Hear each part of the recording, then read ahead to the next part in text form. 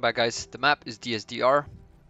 Quite a lot of high ranked players. We already see Fat Von Spec, the strats that he's good at, just immediately building this air platform, not even going for energy, just creating this stork straight off the bat and going in. Trying to seize this position as soon as possible, even getting a turret to begin with. Not sure how he has that much energy. I think someone gave him the... Yeah, that is true. Pyro gave him 2 wind turbines. Maybe someone else as well. But yeah, pretty much this is a very, very good strat. Now he gave the airfield to Pyrotech, making a stork for himself. Fat Von Spek just migrating to this spot. Very good strategy. We see him do quite often, actually. The other day he was fighting Chomolungma over here, and Chomolungma lost his commander pretty early. And that one mistake, that's the one mistake that lost the game, pretty much. He's forfeiting his commander pretty early and just went straight out of the game. Pretty good position, honestly, and just using the stork to move him much faster. It's pretty good. 207 speed compared to the commander's 38. This thing is does so much wonders, like 300 build power that you can just move around without a problem. Getting a bot lab over here. Setting himself up pretty well. Have a fighter already getting here. He has the anti-air already. Mostly just got that anti-air to deal with maybe another pesky commander drop over there. Greedo gets his commander over there. Gets a transport from Smiles. And there's a problem. He should not. He's a bit late here. Does not know the strat as well as Fat Von Spek. He knows how to do these things. Just gets an airfield straight up, and Pyro gives him 2 windmills, and pretty good team play from these guys. Greedymorph thinks twice before going there, since this Nettle is just gonna 2-shot the Stork. Maybe even 1-shot, not sure. 2-shot for sure. And Greedo's just gonna die. Commanders do not survive the fall from the air transport that is commandos. Those are pretty good. I actually only saw them once, and of course in my game, where one just dropped behind our base, started planting mines and just running around, wreaking havoc to our economy, which is quite unfortunate. But yeah, Zirin, not sure why he's putting these Dragon's Teeth over here, but him and Quack are pretty close to each other. Guido getting some aggravators. Start off. Fat Von Spek actually gonna do a radar, which is a pretty good radar there. Very, very good position. Gonna see all these players. Gonna give vision to Diznov, and Diznov is just free to roam around. He can even hide his units under this hill. Just getting so much out of this. Pretty aggressive position. Very good. These players. Diznov could probably go for forward lab. Lexon not managing to get his turret up, but these aggravators gonna make short work of that. Pawns from Admiral trying to do something, failing to, since mid is always filled up with these units. There will not be any flanking going through mid, at least not for the western team. On the other hand, the eastern team, the side is pretty open. We already have some bombers coming in from Pyrotech. What on earth is going on here? Quack is already under fire. This is 4-minute mark. We have 2 bombers that can pretty much completely destroy this base. They do a lot of economy damage here. They're just looking for the next target. We have a fighter though to intercept this, and we have an anti-air turret. Get some more economy damage, but that should be it pretty much. Yep, that is it. Smiles already getting his fighters out. Knew this was gonna come, but still the damage has been done, and Quack is on the back leg right now. The back foot, actually, that's how you say it. Yep. Lashers, pretty interesting for both sides. Both sides going vehicles. Zirin being a bit low here. Not sure what went down there. Maybe he approached the turret. Not really sure. These Lashers have pretty good line of sight, pretty good range. Can even go against air units.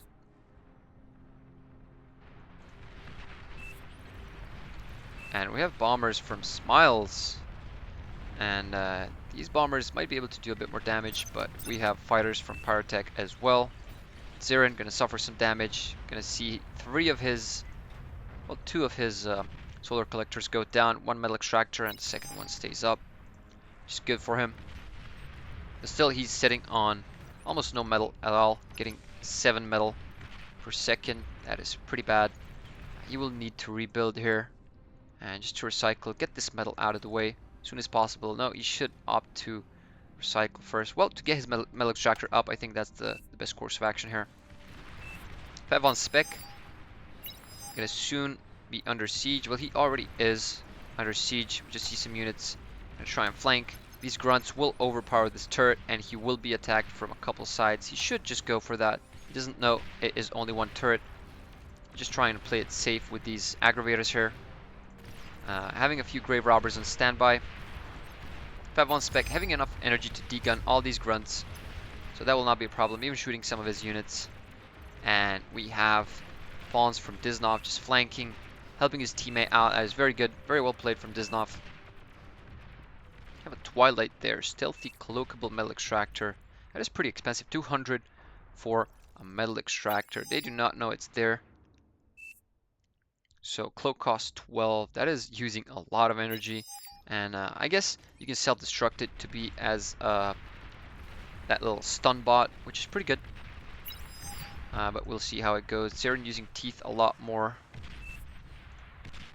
I guess so, just so the units cannot just go straight through, run straight through, or like just drive straight through.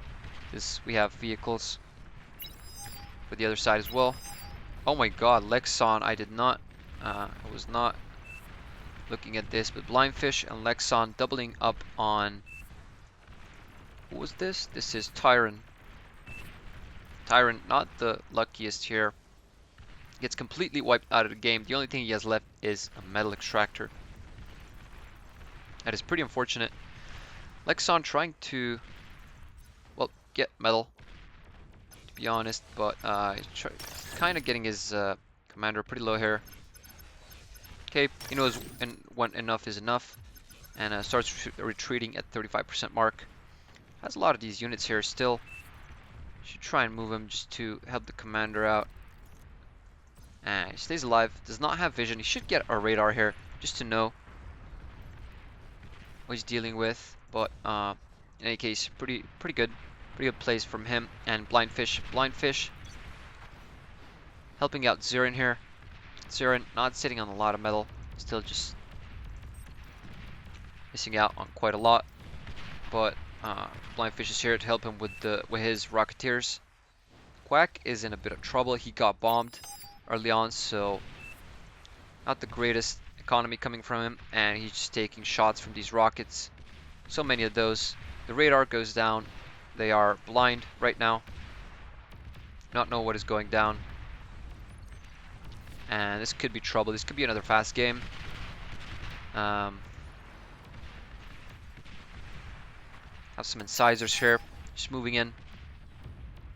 Trying to flank. Janus is no match for these 4 incisors. Actually, these 4 incisors are no match for these Janus. If there is even a plural for a Janus. Janice. Okay, whatever. We're going to leave it at that. Lexon getting his commander healthy again. Let's see how Diznov is doing. Just holding a firm line here. A lot of these units.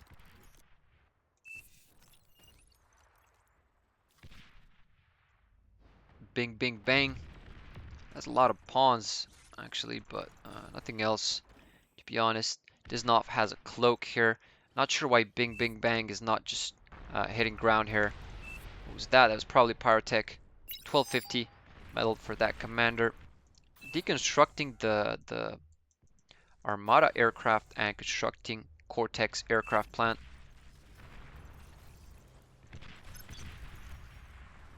Have some ticks and some maces from the Admiral. Neptunio has quite a good economy here, already sitting on 1,000 energy income, 10 minutes. Let's check Greedo here, see what he is up to. He's a pretty good player.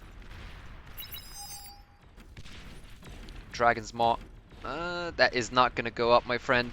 These Centurions are going to shred your defenses. These Centurions are not the greatest unit cost-wise. I mean, overall, 270 metal. That's the cost of a Mauser. That's a T2 artillery with 940 range. These guys are pretty slow, low range. I guess a lot of health, 1500 health, but do have a lot of DPS, as we can clearly see. Greedo already has his T2 advanced metal extractors. What are we hearing? We're hearing a lot of artillery. I think that's towards Zeren from Quack. Lexon, pretty interesting position that he's in here. His commander is just out in the open.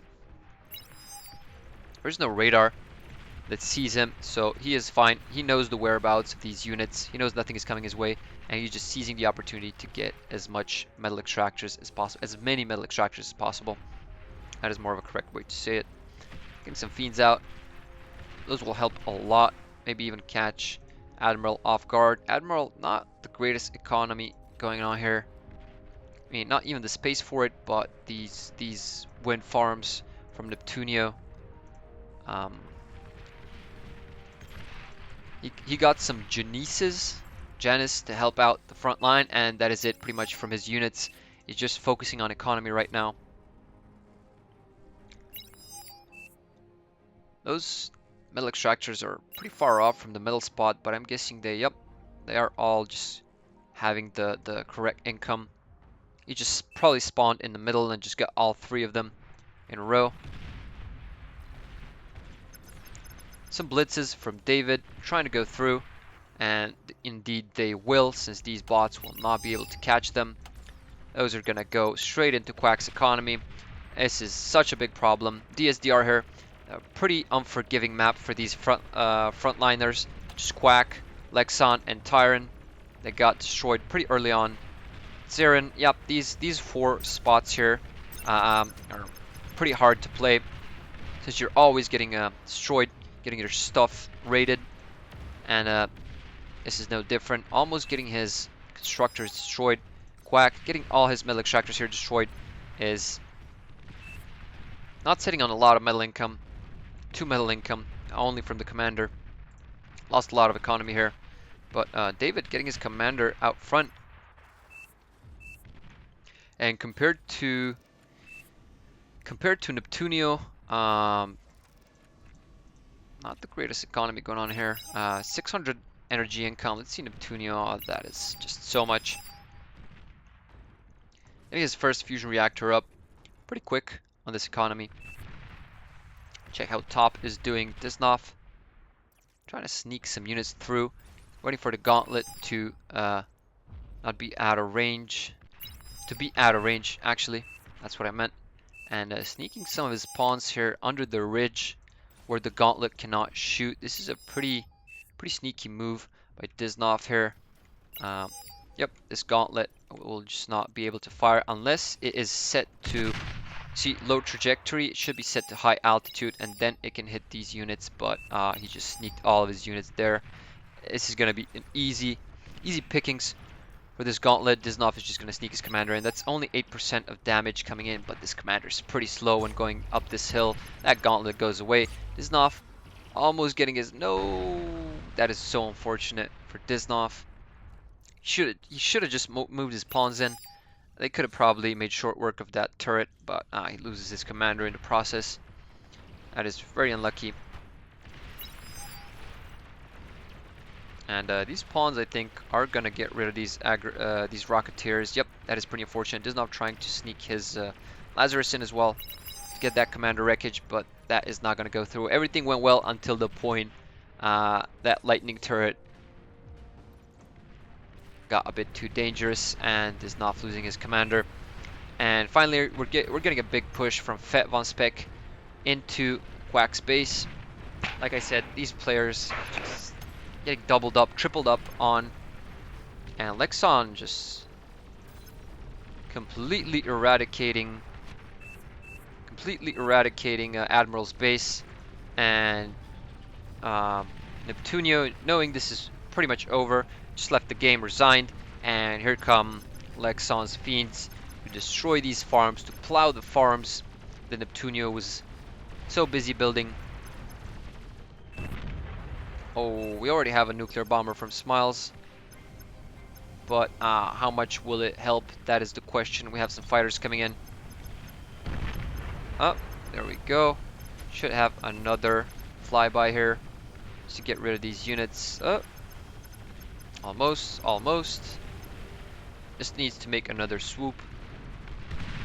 Oh man, that is so unfortunate. All that hard work that Neptunio put in for these wind farms gets destroyed in a split second. So Admiral, Neptunio, um, and forgot this guy. They're all out of the game. Only left on Greedo, Bing Bing Bang, Choice, and Smiles. Tyrant here, but just spectating. He was out of the game pretty early. Siren seizing this position. This should be GG's, obviously. Should see a resignation. There we go. We should see a resignation coming through anytime soon.